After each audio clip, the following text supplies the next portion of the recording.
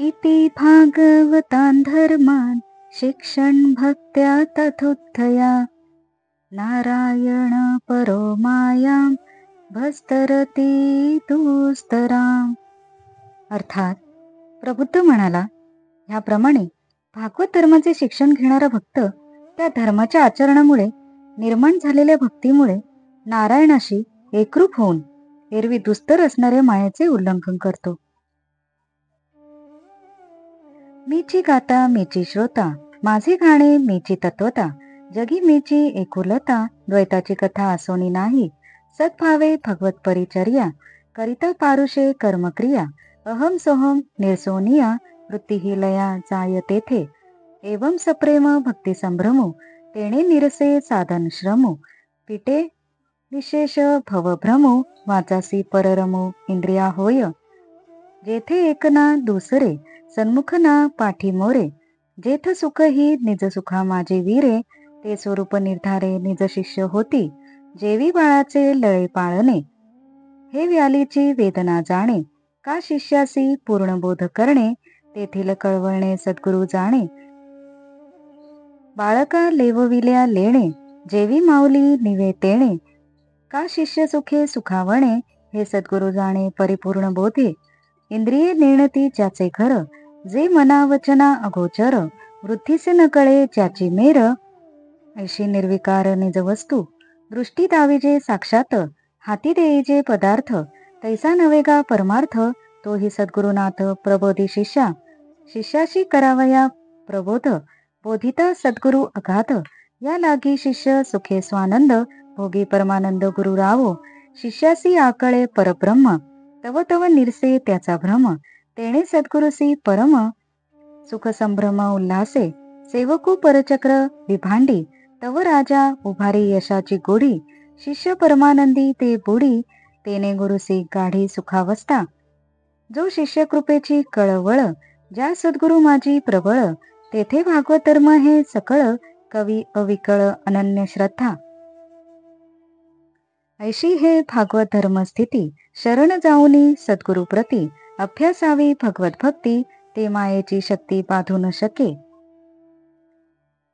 अर्थात तो म्हणतो, गाता श्रोता व गायन हे तत्वतः मीच आहे, जगात मी एकमेव एकटाच आहे.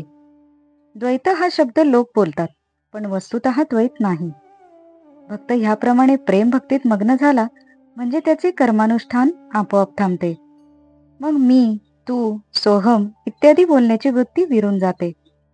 याप्रमाणे सप्रेम भक्ती दृढ झाली असता साधनांच्या अनुष्ठानामुळे झालेला श्रम नाहीसा होतो, भ्रम नष्ट होतो. परा पश्यंती मध्यमा आणि वैखरी या 4 वाणींसह इंद्रिये शांत होतात. जेथे एकपणा नाही व दोनपणाही नाही, समोर काही नाही आणि पाठमोरेही काही नाही, अशा स्थितीत शिष्याचे लौकिक सुख विरून जाते आणि ते स्वरूपातच स्थित होतात. जी पुत्रवती आहे तीच आपल्या बालकाचे पालनपोषण कसे करावे ते जाणते. त्याचप्रमाणे सद्गुरू शिष्याला कसे शिकवावे ते जाणतो.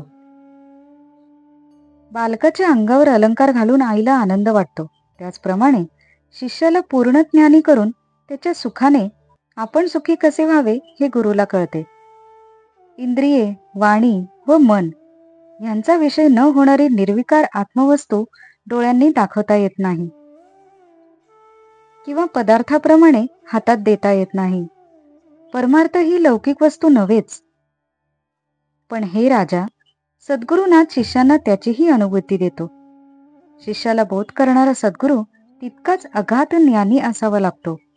तोच शिष्याला सुख देऊन त्याच्या सुखाने परमानंद भोगतो. शिष्याच्या बुद्धीला परब्रह्माचे आकलन जसे जसे होते तसा तसा त्याचा भ्रमही कमी होऊ लागतो आणि ते पाहून गुरुलाही आनंदाचे भरते येते. सेनापती सैन्यासह शत्रूवर विजय मिळवतो, त्यामुळे राजा विजयध्वज उभारतो. तसाच शिष्याच्या परमानंदाने गुरुही परमसुखी होतो. ज्या सद्गुरूच्या मनात शिष्यावर अनुग्रह करण्याची खूप कळकळ असते, त्या सद्गुरूच्या ठिकाणी वर सांगितलेले भागवत धर्म पूर्णपणे नांदतात आणि तोच ज्ञानी सद्गुरू अनन्य श्रद्धेने युक्त असतो. भागवत धर्माची लक्षणे अशी आहेत. सद्गुरूला शरण जावे, भगवत भक्तीचा त्यामुळे उदय होतो. मग ह्या धर्माच्या लक्षणाप्रमाणे खरोखर आचरण ठेवले तर मायेचा प्रभाव भक्तावर पडत नाही. नारायणाभिधानस्य ब्रह्मणः परमात्मना निष्ठामहर्थनो वक्तुं यूयं हि ब्रह्मवित्तमः. अर्थात राजा म्हणाला, नारायण हे ज्याचे नाम आहे त्या ब्रह्माचे परमात्म्याचे स्वरूप आम्हाला सांगण्यास तुम्हीच योग्य आहात, कारण तुम्ही श्रेष्ठ असे ब्रह्मवेत्ते आहात. माया वेदशास्त्रा अनावर ब्रह्मादिका अतिदुस्तर ते सुखे तरती भगवतपर. हरिनाम मात्र स्मरणार्थे हरिनामाच्या गजरापुढे मायापळे लवड सवडे या लागी तरणोपाओ घडे सुख सुरवाडे हरिभक्ता. परात्पर नारायणाची माया भजता नारायणाच्या पाया सुखेची तरीजे का राया. त्या भजनोपाया सांगितले माया तरणोपाय स्थिती राया तुवा पुशिली होती. तदर्थी मुख्य भगवत भक्ती जाण निश्चिती नृपनाथा. भक्तिशी नित्य तृप्ती भक्तिपाशी नित्यमुक्ती. भक्तिपाशी भगवत प्राप्ती माया निवृत्ती हरिभजने. हरिनाम भजन कल्लोळे माया जीवित्व घेऊन पळे. भक्त तरिती भाळे भोळे हरिभजन बळे महामाया. करिता नारायणाची भक्ती निजभक्त सुखे माया तरती. ते नारायणाची मुख्य स्थिती स्वये चक्रवर्ती पुसतू. सर्वाभूती भगवत भावो हा मुख्य माया तरणो पावो. आई कोणी सुखावला रावो तेणे आनंदे पहावो परब्रह्म पुसे. करिता नारायणाची भक्ती उत्तम भक्त माया तरिती. ते नारायणाची निजस्थिती साक्षेपे नृपती पुसतू. ब्रह्म परमात्मा नारायण वस्तुसीच म्हणणे जाण. ते वस्तुनिष्ठा परिपूर्ण राजा आपण पुसतू. सकळा माझे अधिष्ठान सबाह्य ज्याचेनी परिपूर्ण. त्या स्वरूपाते नारायण स्वये वेदज्ञ बोलिती. तुम्हा ऐसे ज्ञाननिधी भाग्ये जोडिले ती त्रिशुद्धी. तुमच्या वचनामृत बोधी अहम बुद्धी उपजेना. तुमचिया वचनोक्ती वसंडली स्वानंद स्फूर्ती. लांचवली चित्तवृत्ती श्रवणे तृप्ती कदान मनी. ऐकोनिया रायाचा श्रेष्ठ प्रश्न प्रभुता धाकुटा पिप्पलायन. तो बोलावया आपण स्वानंदे पूर्ण सरसावला.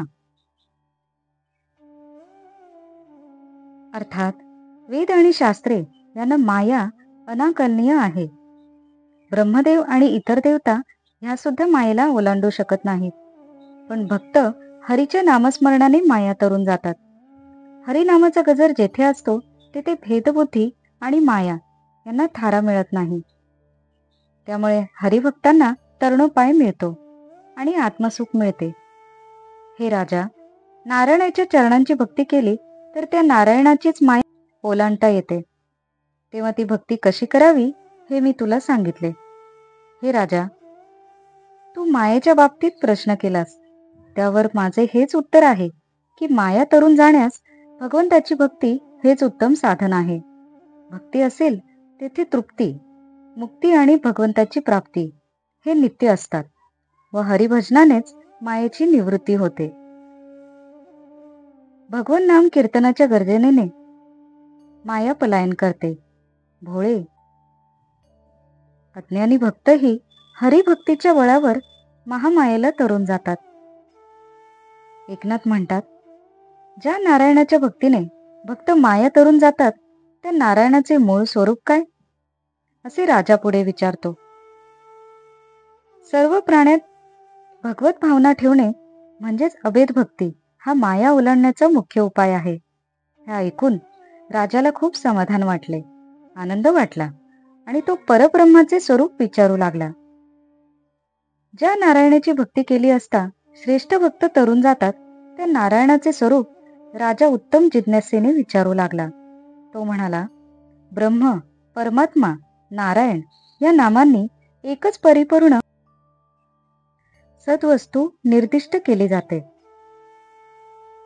ते सर्व जगाचे अधिष्ठान आहे. त्याच्याच योगाने जग अंतर्बाह्य परिपूर्ण होते व वेदवेत्ते त्यालाच नारायण असे म्हणतात, असे मी ऐकले आहे. पण त्याचे खरे तत्व मी जाणत नाही. खरोखर आपल्यासारखे ज्ञाननिधी मला आज मोठ्या भाग्याने लाभले आहेत. आपले वचनामृत प्राशन करून माझा अहंकार शांत झाला आहे. स्वानंदाला भरते आले आहे. चित्तवृत्ती आपले बोलणे ऐकण्यास उत्कंठित झाली आहे. किती श्रवण केले तरी पुरेसे वाटत नाही. तेव्हा आपण मला ते तत्व सांगा. एकनाथ महाराज म्हणतात, राजाचा हा श्रेष्ठ प्रश्न ऐकून प्रबुद्धाचा धाकटा भाऊ पिप्पलायन उत्तर देण्यास पुढे आला. पिप्पलायन उवाच स्थित्युद्रव प्रलय हेतुरस्य स्वप्न जागर सुषुप्तिषु सद्विहिश्च देहेन्द्रियसुहृदयानि चरन्ति येन सज्जीवितानि तत्वेहि परम नरेंद्र. अर्थात पिप्पलायन म्हणाला, हे राजा, तुला परमतत्व काय असते ते सांगतो. उत्पत्ती, स्थिती आणि लय यांचे ते कारण असते, पण स्वतः हेतुरहित असते. जागृती, स्वप्न व गाढझोप या तिन्ही अवस्थात ते अस्तित्वात असते. तसेच त्या पलीकडील समाधीमध्येही ते अस्तित्वात असते. त्याच्याच योगाने देह, इंद्रिये, प्राण व मन यांना चेतना मिळते आणि ती कार्य करतात. त्यालाच नारायण असे म्हणतात. अगा ज्याचेनी उपजे उत्पत्ती, त्याचेनी अंगे स्थिती, ज्याचेनी प्रळया प्रळय शक्ती, ऐसा जो त्रिजगती मुख्य हेतू, या परी जो जगाचा हेतू, स्वये स्वसत्ता हेतुरहितू, सच्चिदानंदे सदोदितू, तो जाण निश्चितो नारायणू, जेवी सायं प्राप्त मध्यान, तिन्ही काळी अलिप्त गगन, तेवी उत्पत्ती स्थिती प्रळयी जाण, समान नारायण परमात्मा, उत्पत्ती स्थिती प्रळयात, म्हणसी कोण देखे येथ, तेथी अर्थीचा दृष्टांत, स्फुरदर्थ अवधारी, जागृती, स्वप्न आणि सुषुप्ती तिन्ही व्यापुनी समाधीही परती, ज्याची साक्षीत्वे स्फुरे स्फूर्ती, तो जाण निश्चिती नारायण, जागृतीचे जाणपण, स्वप्नाचे मिथ्या भान, सुषुप्तीचा साक्षीपूर्ण तो नारायण निश्चित, एवं परमात्मा परम ज्योती, आत्मा हृदयस्थ त्रिजगती, त्याते नारायण म्हणती, जाण निश्चिती उपनाथा, ऐसी सांगता ब्रह्मस्फूर्ती, अगम्य वाटेल ब्रह्मप्राप्ती, सहजे ब्रह्म आतुडे हाती, ऐकते उपपत्ती सांगेन, तरी परमात्मा ब्रह्ममूर्ती पूर्ण, तुझे हृदयी नांदे आपण, ज्याचे मन बुद्धी प्राण, इंद्रिय जाण वर्तती, नयने तेणे तेजे देखणे, रसना तेणे स्वादे चाखो जाणे, श्रवण तेने अवधाने, शब्दज्ञाने प्रबोधिती, तेणे अहंकारा अहंभाव, तेणेची मनासी मंतव्य, तेणेसी चित्तासी चेतव्य, बुद्धी बोधव्य, तेणे ब्रह्मावबोधे, तेने जड देह सचेतन, तेणेची कळे मृद कठीण, तेणेची चरणाची ठाई गमन, करी कर ग्रहण त्याची सत्ता, त्याचेनी प्राण परिचरती, त्याचेनी निमिषोन्मेष स्फूर्ती, त्याच्या आनंदलेश स्थिती, आनंद उपस्थी भोगती प्राणी. अर्थात हे राजा, ज्याच्यापासून सृष्टी उत्पन्न होते, ज्याच्या अंगानेच तिचे पालन होते आणि प्रलय करण्याची शक्ती सुद्धा ज्याची असते व त्रैलोक्याचे जो मुख्य कारण आहे, पण स्वतः मात्र स्वयंपूर्ण निर्हेतुक आहे, जो सत, चित व आनंद यांनी सर्वदा परिपूर्ण आहे, तोच नारायण होय, असे तू निश्चयाने जाण. ज्याप्रमाणे सकाळ, दुपार, संध्याकाळ या तिन्ही काळांनी आकाश लिप्त होत नाही, त्याप्रमाणे नारायण हा परमात्मा उत्पत्ती, स्थिती आणि लय या तिन्ही काळी अलिप्त असतो. उत्पत्ती, स्थिती आणि लय ह्यामध्ये द्रष्टा कोण ते मी दृष्टांताने सांगतो, ते ऐक. जागृती, स्वप्न, झोप या तिन्ही अवस्थांना व्यापून शिवाय समाधीतही जो साक्षी असतो तो नारायण होय. जागृतीतील जाणतेपण, स्वप्नातील मिथ्या गोष्टींचे भान व गाढ झोपेचाही पूर्ण साक्षीभाव तो नारायणच आहे. याप्रमाणे जो हृदयातील ज्योतिस्वरूप परमात्मा व सर्व भूतांचा अंतरात्मा, त्यालाच नारायण म्हणतात. पण ही ब्रह्मस्थिती मिळणे कठीण आहे असे तुला वाटेल, म्हणून ब्रह्म सहज प्राप्त होईल अशी युक्ती मी तुला सांगतो. ते पूर्ण ब्रह्म, तो परमात्मा, तो नारायण तुझ्या हृदयातच आहे. त्याच्या सत्तेनेच मन, बुद्धी, प्राण, इंद्रिये आपापली कार्य करतात. त्याच्याच तेजाने डोळे आकार पाहतात. त्याच्या चवीने रसना चव घेते आणि कान त्याच्या शक्तीनेच ऐकण्याचे काम करतात. त्याच्यामुळे अहंकार टिकतो, मन विचार करते, चित्त चिंतन करते व बुद्धी निश्चित अर्थ जाणते. त्याच्याचमुळे देहाला चेतना मिळते, त्वचेला मृदू किंवा कठीण इत्यादी स्पर्श कळतात. पायात चालण्याची व हातात वस्तू घेण्याची किंवा टाकण्याची शक्ती येते. त्याच्यामुळे श्वास उच्छ्वास चालतो, डोळ्याची उघडझाप होते व प्राणी विषयांचा आनंद भोगतात.